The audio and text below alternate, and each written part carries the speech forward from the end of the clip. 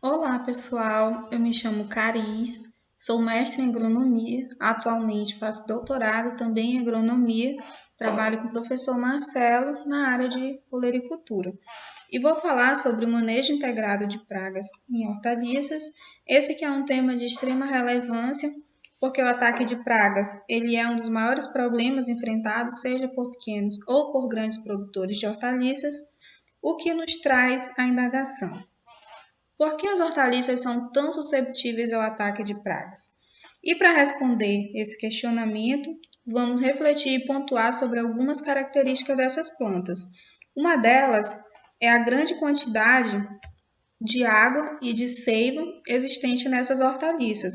O tomate, por exemplo, possui 94% do seu peso fresco de água, a melancia em torno de 96%, assim também como pepino e alface. E essa suculência da maioria das hortaliças atrai pragas que são sugadoras, como ácaros, pulgões, cochonilhas, dentre outras espécies, que podem sugar seiva, gerar perdas na germinação e vigor de sementes, danos em cotilédones, tombamento de plantas, perdas de meristemas, perda de flores, de vagens, de grãos ou sementes e também serem vetoras de doença, como é o caso da mosca branca, que é um inseto polífago que se alimenta de uma ampla gama de espécies e famílias botânicas e, além de causar danos em folhas e estruturas meristemáticas, faz injeções de toxinas que prejudicam e reduzem o desenvolvimento vegetativo das plantas e também é transmissora de vírus. Além disso, a sua excreção favorece a formação de fumagina. Essas imagens mostram danos causados por mosca branca em tomate e aqui embaixo tem um link. Esse link é de um arquivo que traz as principais pragas do tomate e aqui traz mais esclarecimentos também sobre esses danos. E além de serem suculentas, as hortaliças possuem tecidos com características anatômicas que são peculiares às espécies, mas no geral, as células do parênquima, que constituem a maior parte comestível, têm paredes finas, como por exemplo as folhas, e são menos rígidas e mais atrativas aos mastigadores, como por exemplo as formigas e as lagartas, que são uma fase de vida, né, um estágio de desenvolvimento de alguns insetos que têm um aparelho bucal mastigador e se alimentam geralmente das plantas onde os ovos da qual eclodiram foram depositados. Como mostra aqui nessa figura, que trata-se de danos causados pela traça das crucíferas, que é assim chamada por causar prejuízos à família Brassicácea, que antes eram chamadas de crucíferas. Aqui na imagem é couve de folhas. Na letra A mostra os danos causados por essas folhas, folhas danificadas, que são destacados aqui por essas larvas que causaram os danos na figura B, e mostra também os ovos e as pulpas que ficam aqui presentes nas folhas em brotação. Então, isso vai causar prejuízo ao produtor porque essas folhas serão descartadas. E uma outra característica que torna as hortaliças preferenciais às pragas é com relação ao ciclo. Isso porque as hortaliças são produzidas o ano todo, o que vai coincidir com o ciclo de vida também de algumas pragas. E ainda, algumas culturas podem ser atacadas por pragas diferentes ao longo do seu ciclo, como é o caso do que eu trago aqui, que é o tomateiro para a produção industrial. Essa ilustração, ela traz a duração do ciclo da cultura, que varia de 100 a 125 dias, dependendo da cultivar e das condições climáticas, e durante esse período tem algumas pragas, como por exemplo a mosca branca, que ela vai poder afetar desde as plântulas até a colheita, assim como também tem algumas que são específicas de fruto, as brocas que vão atuar ali na fase de frutificação. Ou seja, de alguma forma e em algum estágio fenológico ou durante todo o ciclo, tem alguma praga potencial para hortaliças, que se alimenta de parte das plantas, que são os produtos comercializáveis, uma vez que em hortaliças podem ser consumidos as raízes tuberosas, os caules, sejam eles tuberosos ou não, tubérculos ou não, as folhas, as flores, os frutos, sementes e muitas são as pragas que causam prejuízos em hortaliças. Alguns exemplos que eu trouxe para vocês são da batata, que ela pode ser afetada por pulgão, por mosca branca, como a gente já havia comentado, e a vaquinha ou lava do alfinete, que é espécies do gênero Diabrótica, que é uma das principais pragas da cultura da batata e que eu mostro aqui na imagem um adulto. Esse adulto se alimenta de folhas e de hastes e uma fêmea pode gerar em média 400 ovos no solo, na proximidade das plantas. E esses ovos vão ficar incubados por aproximadamente ali, 7 a 14 dias. Ao eclodir, essas larvas que habitam o solo vão se alimentar dos tubérculos, fazendo galerias, como essas aqui, e isso vai depreciar o produto, tanto para consumo, assim também como para a indústria. Já em folhas, uma das famílias de hortaliças que mais sofrem com a infestação de pragas são as brássicas, como couve, como brócolis, como repolho, e elas são atacadas por pulgões, elas também são atacadas por mosca branca e algumas lagartas mastigadoras, como é o caso da traça das brássicas, da Prutella xylostella, que é uma das principais pragas de brássica e ainda é cosmopolita, encontrada em várias partes do mundo. As lagartas penetram no interior da folha, passando a alimentar-se do parênquima durante 2 ou 3 dias. Em seguida, elas vão abandonar essa galeria e passam a alimentar-se aqui da epiderme da folha, causando esses danos. E também a curuquerê, que são larvas que logo após a eclosão elas já iniciam o ataque das folhas, se alimentando delas, e também as lagartas médio-palmo, que são assim chamadas por possuírem essas falsas pernas que fazem com que elas se locomovam como se estivessem medindo palmo. Já em frutos, vamos destacar as cucurbitáceas, como abóbora, abobrinha, melão, melancia, que são afetadas também por mosca branca. Notem que a mosca branca ela afeta grande quantidade de famílias botânicas, também por pulgão, por tripes, e aqui um exemplo também, a broca das cucurbitáceas, causado pelas espécies Diaphania nitidalis e a Diaphania hialinata, que são semelhantes com algumas diferenças alimentares e também morfológicas nas asas delas, e elas se alimentam de brotos, de ramos e de frutos, deixando esses frutos secos, e também elas dão preferência a esses frutos onde elas vão abrir galerias nesses frutos, e isso vai fazer com que destrua a polpa, provocando seu apodrecimento. Então, quando a gente vê um fruto assim danificado, dentro as galerias já estão muito maiores e aí vai ter a perda total desse produto.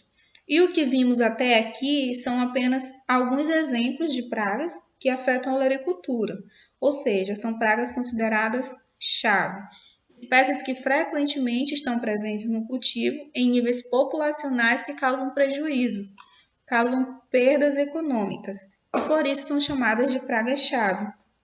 Mas existem também aquelas que são consideradas pragas secundárias ou ocasionais, que são aquelas que raramente vão causar prejuízos, mas elas não são menos importantes. Isso porque elas são pragas-chave de outras plantas, e na ausência dessas plantas, elas se tornam pragas potenciais, como é o exemplo da lagarta da espiga do milho, a Helicoverpa zea, que ela é uma praga do milho. Mas se estiver numa área em que foi plantada milho e em seguida planta o tomate, ela pode infestar os tomateiros e causar dano de até 80% dos frutos. E isso nos dá um indicativo da importância de saber o histórico da área. Assim, eu preciso saber como eu vou poder agir naquela área. E até agora a gente viu também algumas informações sobre pragas chaves ou pragas ocasionais, mas a grande maioria das espécies de ácaros e insetos presentes nas lavouras de hortaliças não causa qualquer prejuízo, portanto, eles não devem ser considerados como pragas. Aí surge uma dúvida. Como que o produtor vai fazer essa distinção do que é praga ou não de quando ele deve intervir ou não e como ele deve evitar o surgimento dessas pragas. E é exatamente nessa perspectiva que surge o manejo integrado de pragas, o MIP, que é definido como um sistema de controle de pragas de uso integrado de métodos de controle, que eles são compatíveis entre si, são vários métodos utilizados e que tenham sido selecionados com base em parâmetros importantes, que são o ecológico, o econômico e o sociológico, ou seja, com base na sustentabilidade, que ele seja economicamente viável ao produtor, que seja ecologicamente correto, não deixando resíduos tóxicos no ambiente e também que seja socialmente justo para aqueles que produzem e também para aqueles que consomem. Para isso, é preciso seguir algumas etapas básicas, que são a diagnose ou avaliação do agroecossistema, em que deve se desenvolver atividades de identificação que sejam simples e corretas das pragas-chave para saber qual é a praga potencial ali, né? Quais são aquelas possíveis pragas. Reconhecer também os inimigos naturais que vão fazer o controle biológico natural. Fazer também uma avaliação populacional das pragas e dos seus inimigos naturais. Estudar os fatores climáticos para fazer um planejamento visando deixar o ambiente desfavorável à praga. E também o conhecimento dos estágios fenológicos da planta, para saber as perspectivas de infestação de pragas nessas fases. E assim ele vai poder fazer uma tomada de decisão e com isso selecionar o melhor método de controle. Para avaliação do agroecossistema, para a tomada de decisão é necessário um plano de amostragem. Ele deve ter representatividade da área, né, da realidade mesmo do produtor, deve ser rápido, ou seja, não gastar muito tempo, gastar em média 1 hora por talhão, né? Ser de fácil obtenção, que ele possa ele mesmo executar e as pessoas que estão trabalhando com ele executarem, e que seja barato, que não tenha um custo elevado, porque depois deveria ser compensado no produto, e essa não é a ideia, é que seja socialmente justo. E para determinar a densidade populacional ou as injúrias das pragas em certo cultivo por meio de amostragens ou monitoramento frequentes, uma média de 2 ou uma vez, né, pelo menos 2 vezes por semana, é importante que seja feita essa amostragem, levando em consideração o ciclo de vida das pragas. Isso porque algumas pragas, como por exemplo, que eu falei anteriormente, a traça das crucíferas, ela leva de 11 a 22 dias o ciclo dela de ovo a adulto. Então, esse intervalo de monitoramento ele é necessário para verificar qualquer ocorrência de praga ou foco inicial. É recomendado percorrer o plantio em zigue-zague para ter vários pontos de amostragem. A indicação também é amostrar entre 30 a 50 plantas aleatórias no interior e também nas bordas da lavoura, inspecionando as folhas. Em brássicas é muito comum, por exemplo, a traça das crucíferas, os ovos eles serem depositados na superfície abaxial, ou seja, na superfície debaixo dessas folhas. Com isso, principalmente, essa superfície deve ser inspecionada. E aí você vai observar se tem orifícios nas folhas, como por exemplo aqui já é indicativo de que temos sim alguma praga. E aqui também inspecionar se eu tenho o próprio inseto, aqui no caso uma larva, que a gente consegue já observar, que já é um foco, ovos e pupas também. Essa inspeção ela vai ajudar principalmente para folhosas, mas aí é necessário alguns ajustes de acordo com o porte da planta, com a biologia da praga também, ele pode mudar. Um exemplo é com relação também ao tomateiro. Em tomateiro, para a amostragem de mosca branca, é necessário iniciar logo no início. Lembra que a gente viu lá que o tomateiro para processamento industrial vai desde plântula? Pois é, pensando nisso, deve iniciar logo 1 semana após o transplantio ou a partir dos 10 dias se eu for fazer semeadura direta, diretamente no campo. E o intervalo é que seja em torno de 4 em 4 dias, examinando-se a face inferior do folíolo, em torno de 50 plantas por hectare, também percorrendo em zigue-zague todo o plantio. Alguns detalhes são importantes. No caso, se eu for fazer a amostragem de ninfas, eu vou observar principalmente o terço mediano das plantas. Então, eu vou aqui no terço mediano e vou observar porque é onde tem a maior quantidade de ninfas. No caso de eu for fazer para adultos, eu vou observar principalmente aqui no terço superior das plantas, que é onde vou ter a maior quantidade de adultos. Outra informação importante.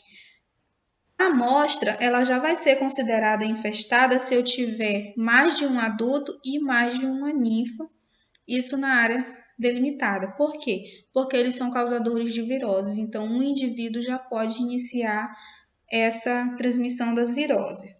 A amostragem também deverá ser feita, de preferência, entre 6h30 e 8h30 da manhã e às 15h30 e 17h30 da tarde. Isso porque é o horário que vai ocorrer a maior atividade de voo da mosca branca. Para coletar essas amostras, você pode usar um recipiente de fundo branco, dar umas batidinhas nas folhas e aí elas vão cair nesse recipiente, né, nessas bandejas. Também pode ser utilizado um tecido branco, que você possa observar e depois você possa fazer a contagem desses indivíduos. Tem também armadilhas luminosas. Alguns insetos são atraídos pela luz e ele vai servir principalmente para a captura de insetos de formas aladas, aqueles que possuem asas e que possuem atividade noturnas, geralmente aqueles que estão mais ali disponíveis entre as 19 e as 5 horas da madrugada. Dessa forma, vai ocorrer a interrupção do ciclo de vida do inseto devido ao seu aprisionamento. Outras armadilhas também são os feromônios sexuais. Eles são importantes instrumentos no controle das pragas. Eles são agentes biológicos produzidos pelos insetos e eles são específicos para cada espécie. Aí o objetivo é que haja a comunicação entre eles. É importante que eles sejam da mesma espécie, né? Para poder atraí-los. Nessa imagem mostra uma armadilha do tipo delta. Nesse caso, ela tem uma base que é colante, aí os indivíduos são atraídos pelos feromônios e eles ficam presos aqui. E aí você pode observar o número de indivíduos capturados diariamente. Também podem ser utilizados essas armadilhas adesivas aqui, coloridas, e aí a cor vai variar de acordo com aquelas que são mais atrativas para os indivíduos. Por exemplo, a mosca branca ela é atraída pela coloração amarela. Inclusive, a coloração é um fator determinante na seleção do hospedeiro à distância.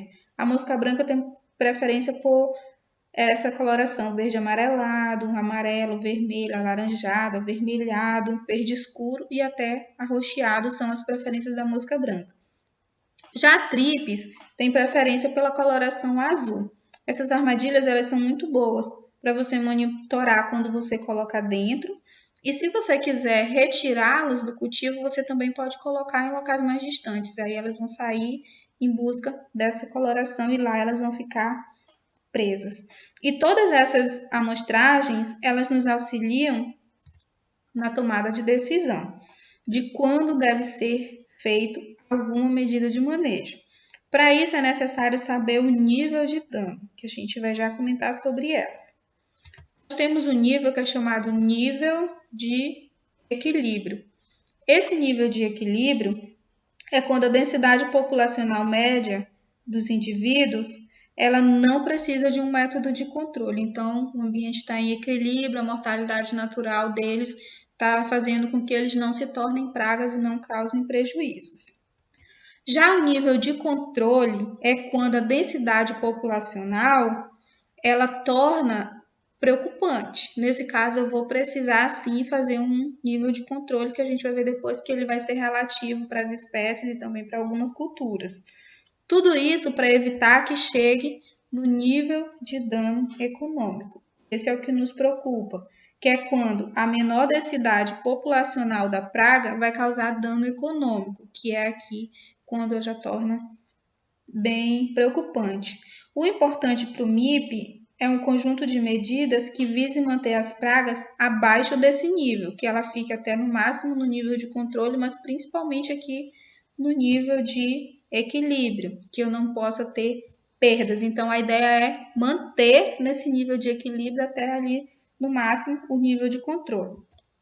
E esses níveis de danos econômicos, eles são variáveis entre as hortaliças, considerando o potencial de dano da praga, o valor econômico da cultura e também o custo de controle que eu vou ter para poder fazer esse controle. Em brássicas, por exemplo, no geral, para o controle de traça das crucíferas, a medida de controle é recomendada a partir de 20% de plantas infestadas. Para brócolis e para couve, já 5%. Então, notem aqui que eu já tenho um nível de controle diferente aí, dependendo da planta. Para a lagarta média palmo, para o repolho, o nível de controle é de 20% das plantas com lagartas grandes na pré-formação da cabeça e aqui 10% na fase de formação da cabeça. Também tem uma diferença dependendo do estado de desenvolvimento. Para a lagarta rosca, as medidas de controle para evitar prejuízos econômicos devem ser aqui em torno de 10% das plantas amostradas infestadas. Então, esse nível de controle vai variar. Esse livro aqui, que está nas referências, ele é bem interessante porque ele traz mais detalhes sobre outras brássicas e também outras pragas. Está lá nas referências, vocês podem consultar depois. Em melão, também existem alguns detalhes importantes. A amostragem para mosca branca, como eu já falei, né, tem alguns detalhes se for adulto, se for ninfa. Aqui no caso, se for adulto, amostrar uma folha do terceiro nó, então vamos contar primeiro, segundo, terceiro nó a partir do ápice, observando-se o inferior da folha. No caso de for ninfa, aí você já vai amostrar uma folha do oitavo ao 10º nó do ramo, também na fase inferior, ali mais próxima à nervura central. O nível de controle. Se eu tiver 2 insetos adultos, quando na presença de sintomas de ataque do vírus do amarelão, e 10 adultos na ausência do ataque dos sintomas de amarelão. Para o pulgão, a amostragem deve ser feita numa folha do quarto nó, que é o ponto de inserção das folhas. Então, vou contar 1, 2, 3, o quarto nó. E aí, eu vou observar. Se eu tiver a presença de 10 insetos em média, já devo iniciar o controle.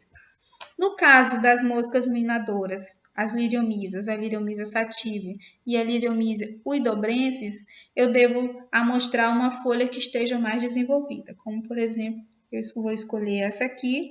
E se eu tiver a presença de 5 larvas em média, eu já inicio o controle. Então, vemos até aqui que em uma única planta é necessário vários pontos de coleta de acordo com a praga e o nível de controle, que também é variável de acordo com todas as condições de cultivo. E são essas condições de cultivo aqui que fazem importante do primeiro método do MIP, que é o controle cultural, que tem como objetivo tornar o ambiente desfavorável à praga, reduzindo a população dessa praga. E, de certa forma, ele é um método de controle, mas ele é principalmente um método preventivo. E uma das estratégias mais antigas e eficientes é a rotação de culturas, que tem como finalidade alternar essas espécies, preferencialmente de famílias diferentes, no mesmo local e na mesma estação de cultivo. Existem várias vantagens da rotação de culturas, algumas delas é o baixo custo, pode ser integrada com os outros métodos também de controle, não provoca danos ao ambiente, pode incrementar a produtividade e a qualidade de produtos por meio dessa diversificação nesses períodos diferentes, permite reduzir perdas por erosão devido à presença constante de uma cobertura vegetal e promove também a diversificação de renda, com melhor aproveitamento do uso da terra e também na mão de obra, porque tudo isso pode ser aproveitado quando você vai utilizar essas espécies diferentes.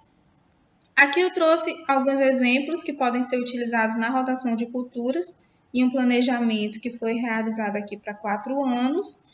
E aqui sempre utilizando famílias botânicas diferentes, também com essa alternância dentro do mesmo ano, que é a sucessão.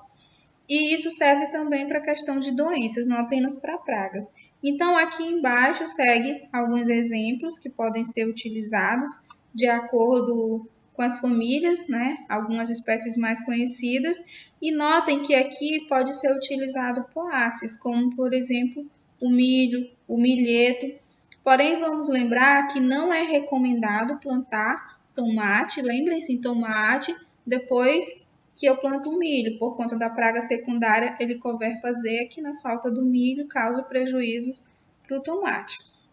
E é nessa premissa de utilizar plantas de famílias diferentes que também é importante um outro método que é a consociação, ou cultivo simultâneo, ou também policultivo, que são consideradas a associação de duas ou mais espécies que são exploradas concomitantemente na mesma área, sendo que durante pelo menos parte dos seus ciclos vegetativos vai haver coexistência entre ambas, elas vão dividir o mesmo espaço. E a principal vantagem do sistema de consociação é o aumento da diversidade e abundância de inimigos naturais, isso aqui é muito importante.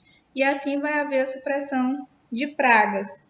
Nesse artigo, que foi realizado aqui na Horta Didática da UFC, em que o objetivo foi avaliar a diversidade de artrópodes e os níveis de crescimento populacional do pulgão do Misospersic em couve, consociada com cebolinha, com coentro, com manjericão e com salsa, os autores observaram que a consociação com manjericão apresentou a maior diversidade de artrópodes, entre eles aracnídeos e joaninhas, que são predadores e fazem um controle biológico natural.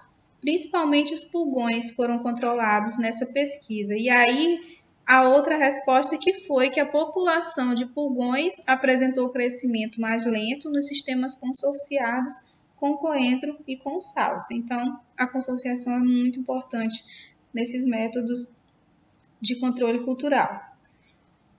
Algumas práticas também importantes é com relação ao preparo do solo. A aração do solo é muito importante, principalmente para pragas do solo. Um bom preparo desse solo vai reduzir o ataque de pragas, como, por exemplo, a lagarta-rosca, que fica ali no solo, e também a lava do alfinete, que eu havia falado anteriormente para a batata. Elas também ficam ali no solo. Os ovos também são deixados no solo, então o revolvimento desse solo vai matar as pragas e destruir seus ovos, né? Então, para a batata é muito importante, porque um bom preparo do solo e uma montura adequada vai evitar o ataque dessa lava do alfinete que perfura os tubérculos. Assim, deve-se revolver bem esse solo, você vai revolver e vai deixar ele ali por um tempo exposto ao sol e vai fazer isso de 2 a 3 vezes. Outra parte que é importante também é com relação à época de plantio e de colheita. Você deve escolher a melhor época de plantio para evitar os picos de ocorrência dessas pragas. Em função disso, você deve alterar a data do plantio de uma determinada cultura para fugir da época mais favorável ao desenvolvimento da praga, assim como também de seus vetores. Os restos culturais, eles também devem ser destruídos. A eliminação desses restos culturais no final do ciclo da planta e de plantas hospedeiras vão deixar a praga sem alimento, sem substrato para abrigo e também para reprodução. E isso vai causar a dispersão dessa praga. A destruição desses restos culturais e de plantações abandonadas próximo ao cultivo também é uma técnica importante. Outra alternativa é utilizar esses restos culturais para compostagem. Então, se você fizer corretamente a compostagem, você vai ter nutriente para essas plantas e também sem focos dessas pragas. A irrigação também é importante, é um fator-chave no MIP. Por exemplo, para o manejo de pulgão e de tripes, que atacam várias hortaliças, muitas vezes uma chuva ou mesmo uma irrigação por aspersão pode reduzir a infestação dessas pragas. Assim, o produtor deve reconhecer qual o problema mais importante, aí ele vai adotar o sistema de irrigação que trará mais benefícios. Trouxe um exemplo básico aqui nesse artigo, que o objetivo foi avaliar a abundância sazonal da Plutella xylostella em 2 anos. Então, ele foi de 2004 a 2006, fez essa observação, e eles concluíram que as precipitações afetam negativamente a abundância sazonal da Plutella xylostella. Então, quanto maior a quantidade de água, afetou negativamente. Como que eu posso fazer isso? Posso plantar na época que tenha mais chuva ou também eu posso participar da forma de irrigação. Nesse outro artigo, o objetivo foi avaliar o impacto da água aplicada à cultura do repolho via sistema de irrigação por aspersão convencional para ver se iria fazer a remoção das lavas da traça das crucíferas. E como resultado, eles observaram 52% de remoção dessas lavas quando as folhas estavam abertas, e aí eles observaram que a irrigação, no caso da aspersão, foi importante. Só deve tomar cuidado para não deixar uma alta umidade no ambiente de cultivo, porque aí você também vai estar causando problemas com fungo. Então, tudo deve ser muito bem planejado e equilibrado. A adubação também é imprescindível. A deficiência ou excesso de algum nutriente influencia significativamente a atividade dos outros elementos e o metabolismo da planta. Se a adubação for desequilibrada, vai deixar a planta mais suscetível à praga. Por exemplo, se eu tiver excesso de nitrogênio, deficiência de potássio e de cálcio, eu vou ter uma menor resistência da parede celular e aí eu vou facilitar o ataque das pragas. A adubação correta em base de análise de solo, ela vai ser fundamental. Por exemplo, uma planta que tem excesso de nitrogênio vai resultar na produção de tecidos jovens e suculentos, atrasando a maturidade dessa planta. Se caso eu tiver deficiência, eu vou ter uma planta também com fraco crescimento e um amadurecimento precoce dos tecidos. Então, se eu tiver também excesso, altos níveis de nitrogênio, eu vou favorecer a capacidade reprodutiva de Bravocorine básica, ou seja, do pulgão. Então, eu preciso de uma análise de solo para eu poder fazer uma adubação correta. Excessos e deficiências são prejudiciais em todos os sentidos. E uma planta bem nutrida também é o que sustenta a chamada teoria da trofobiose, que é uma das teorias utilizadas para explicar em parte o ataque de pragas e doenças. Ela foi desenvolvida por Francis Chambousseau e ele fala que a quantidade dos tipos de substâncias, elas são presentes nos órgãos das plantas e elas vão poder determinar a capacidade dessa planta de suportar um ataque. Ou seja, substâncias mais complexas, como por exemplo proteínas, se a planta tiver mais proteínas, as pragas vão causar menos danos porque elas vão ter mais dificuldade para quebrar essas proteínas, a capacidade de proteólise é menor. No caso, se eu tiver mais substâncias simples, como por exemplo aminoácidos, que são mais desejados pelas pragas, eu vou ter um maior ataque. Essas pragas elas vão ter uma maior capacidade de quebrar essas substâncias e causar dano nas plantas. Então, essa teoria fala que quanto mais resistente a planta tiver, e isso depende de vários fatores, como o clima, a aplicação de agrotóxicos, estimuladores de crescimento, a adubação, a irrigação. Então, quanto mais resistente ela tiver, mais resistente também ela vai ser para essas pragas. Um outro método é um método físico, que diz respeito à aplicação de métodos de origem física para o controle de artrópodes praga, né? Esse método físico tem várias formas, uma delas é por meio da temperatura. Você pode controlar a temperatura ambiente quando possível, quando não, você pode também alterar a temperatura do solo, por meio, por exemplo, aqui da solarização, que é um método em que você vai aquecer esse solo por meio desses plásticos transparentes. O solo já vai estar umidificado, isso vai fazer com que a água que possui nele ajude para que a temperatura aumente ainda mais. É uma prática utilizada há mais de 40 anos em Israel e ela é muito importante porque ela vai atuar inativando ou inibindo o crescimento desses artrópodes praga. A sua utilização é recomendada principalmente para reduzir a incidência de insetos que se alimentam de órgãos vegetais subterrâneos e de pragas que completam seu desenvolvimento no solo. Uma desvantagem é o período, precisa ir em torno de 60 a 90 dias para a desinfestação desse solo. Então é importante que você tenha uma área grande para deixar esses tempos aí em repouso fazendo a solarização.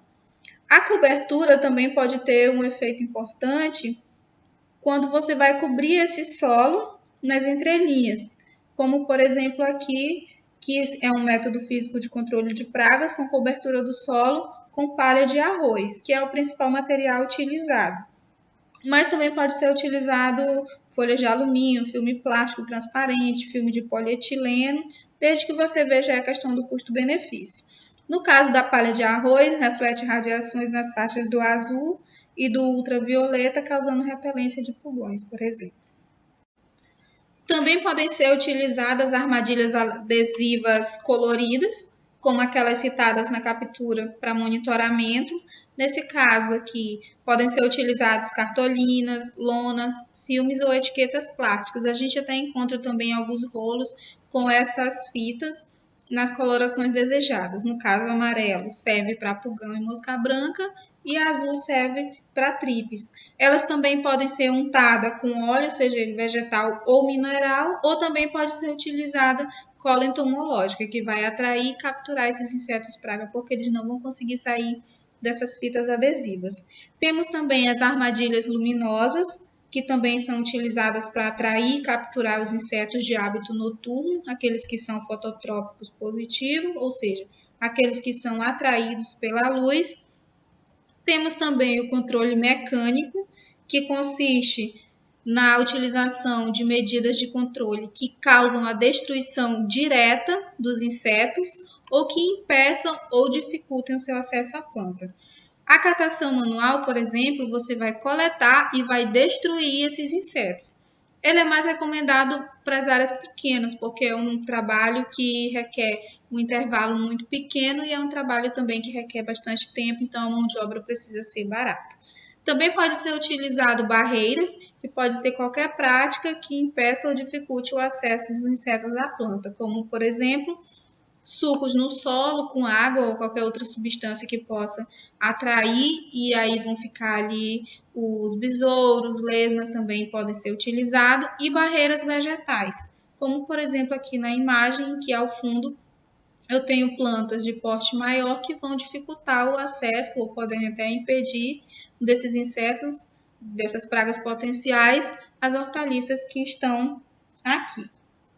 Temos também o controle legislativo, que são medidas de controle, sejam elas preventivas ou não, e elas estão sempre embasadas em dispositivos legais, sejam decretos, instruções normativas, portarias, resoluções, como, por exemplo, o serviço quarentenário, que ele vai prevenir a entrada de pragas exóticas e impedir a disseminação e ou dispersão de pragas nativas.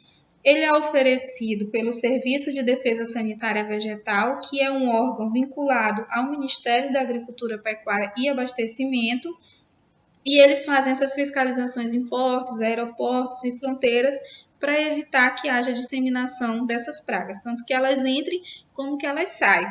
E aí eu trouxe para vocês aqui o link de onde você pode encontrar as informações sobre esse serviço quarentenário, porque é importante até para pesquisa. Para pesquisa, se você trouxer ou você for levar algum material que possa ter problemas com pragas, você precisa fazer esse serviço. Então, lá consta todas essas informações que vocês vão precisar para pesquisa científica. Temos também algumas medidas que elas são obrigatórias. Elas são baseadas nas leis que vão obrigar o agricultor no controle de determinadas pragas consideradas limitantes para a cultura. Por exemplo, essa portaria aqui, ela é para o tomateiro para processamento industrial. Então, ela vai trazer vários detalhes, várias obrigações. E uma delas é a obrigatoriedade de destruir restos culturais com vistas à redução da infestação de tuta absoluta. Então, tem vários detalhes lá e uma delas é que ocorra essa destruição. Outra que é bem conhecida é a Lei dos Agrotóxicos, que é a Lei 7.802 de 1989. Essa lei, ela dispõe sobre a pesquisa, experimentação, produção, embalagem, rotulagem, transporte, armazenamento, enfim, tudo que possa se tratar sobre os agrotóxicos e ela tem o objetivo de maximizar a eficiência no controle de pragas, fazendo o uso mais racional possível desses produtos. Então, ela deve ser seguida no caso de você utilizar esses produtos. E quando eu falei sobre conhecer o agroecossistema e levar em consideração a mortalidade das pragas, que faz parte da base do MIP, um destaque é para a atuação dos inimigos naturais, que vão se alimentar dessas pragas, e aí eles vão fazer esse controle biológico. Temos, por exemplo, os predadores, como as joaninhas, que eu até citei lá na parte em que eu falei da consociação. As joaninhas, elas são muito importantes, principalmente porque elas são predadores de pulgão, né? Uma joaninha, ela pode se alimentar de até 200 pulgões por dia e 2.400 pulgões em sua vida útil. Então, elas são bem importantes nesse controle. E aí, esses predadores se alimentam de inúmeros indivíduos e de uma ou de várias espécies de praga. Tem também os parasitoides, que pertencem a uma outra categoria de inimigos naturais, e em sua maioria são vespas diminutas que se desenvolvem no interior ou sobre o corpo da praga. E um parasitoide que tem se destacado é esse aqui, o tricograma. Ele é do gênero das vespas, né, do gênero tricograma, vespas diminutas, e eles parasitam os ovos das pragas antes mesmo da eclosão. Com isso, eles vão controlar a praga antes mesmo que elas causem danos às culturas. Temos também o método comportamental, também chamado de etológico, que é um método de controle que ele se baseia no estudo da fisiologia dos insetos e ácaros praga e objetiva alcançar o seu controle por meio da manipulação de seus hábitos ou comportamento. Nós temos dois tipos principais, que são os hormônios e os semioquímicos. Os hormônios, eles são produzidos por esses indivíduos e aí eles também podem ser utilizados, tem alguns que são sintéticos, para alterar o comportamento desses indivíduos. Temos também os semioquímicos, que também são produzidos por esses indivíduos. Eles vão provocar reações específicas em outro indivíduo. Pode ser da mesma espécie, no caso dos feromônios, ou pode ser de espécies diferentes quando você utilizar os aleloquímicos, que eles podem servir tanto para atrair quanto para repelir essas pragas. O outro método é o método de resistência das plantas. Esse método ele consiste no emprego de plantas resistentes a insetos. Ele é um método que permite a manutenção da praga em níveis inferiores ao de dano econômico, sem causar prejuízos ao ambiente e sem um ônus adicional ao agricultor, apesar de que o valor, né, vai ser imposto já no início, na aquisição das sementes, mas adicional espera-se que não tenha um ônus adicional. Existem algumas espécies de hortaliças que já são melhoradas para serem resistentes a pragas. Por exemplo, no Instituto Agronômico, tem algumas variedades de couve que elas foram estudadas nessa pesquisa aqui e eles quiseram detectar possíveis fontes de resistência ao pulgão. Aqui no caso é o Brevcorine brassica. E eles observaram entre as variedades de couve de folha que compõem a coleção do Instituto Agronômico. Como resultado, como conclusão, eles observaram que algumas variedades, como por exemplo a manteiga I96, a manteiga de Ribeirão Pires e a manteiga de Ribeirão Pires I2446, em campo, elas foram desfavoráveis ao desenvolvimento do pulgão.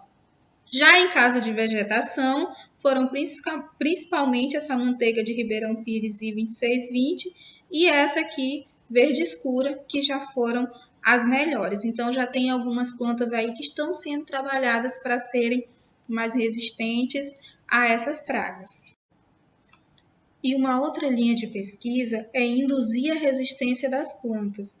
Nesse sentido, um exemplo de indutor de resistência é o silício, cuja forma de absorção é o ácido monossilícico, e a maioria dos efeitos sobre os insetos pragas são de antigenose, ou seja, a não preferência, o que leva a um efeito antialimentar e também a antibiose, a morte dessas pragas.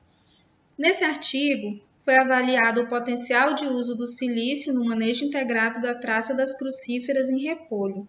Eles fizeram isso por meio da avaliação da mortalidade e do desgaste das mandíbulas dessas lagartas. E aqui, conforme foi aumentado os níveis de silício, aumentou também a mortalidade das lagartas. E a maior mortalidade que ocorreu nessa dose aqui, que foi essa de 12 kg por hectare, se deu por conta do desgaste na mandíbula, que foi bem intenso, em comparação a plantas não tratadas. E esse artigo, ele nos traz o resultado de que as plantas com silício, elas foram menos consumidas, elas foram menos ingeridas.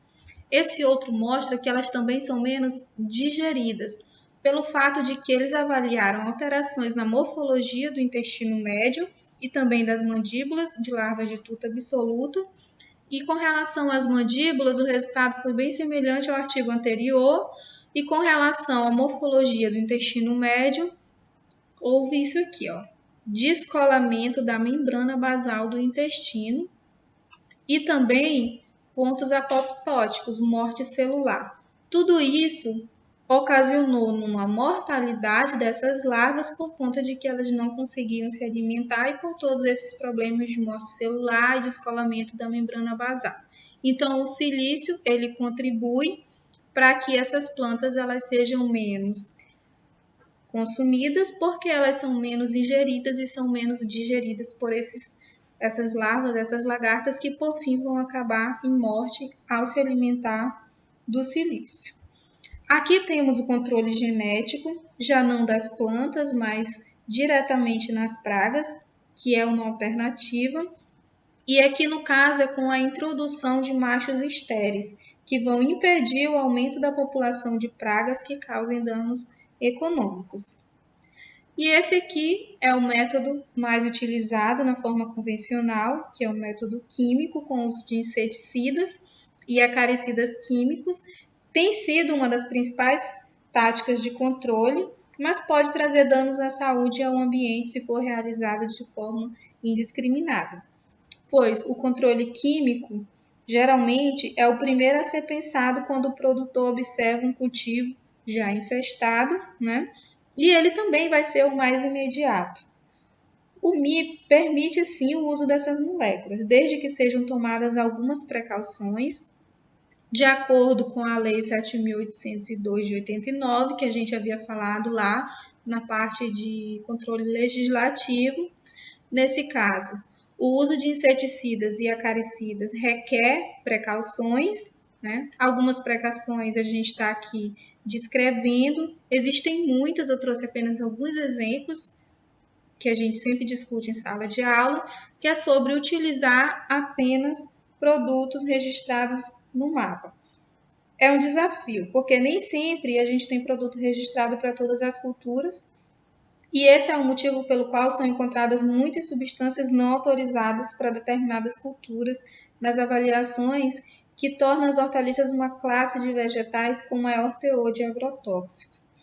Deve-se também selecionar o inseticida por modo de ação e grupo químico, tendo como referência estágio de desenvolvimento predominante da praga-alvo, que for constatado a partir do monitoramento. Então, aqui também a importância do monitoramento é você ter um modo de ação mais específico, que seja mais seletivo. Então, dá preferência para produtos que sejam seletivos em favor dos inimigos naturais e polinizadores e pouco tóxicos ao homem. Então, que sejam seletivos mais para as pragas, para afetar exatamente o que se deseja, que são as pragas.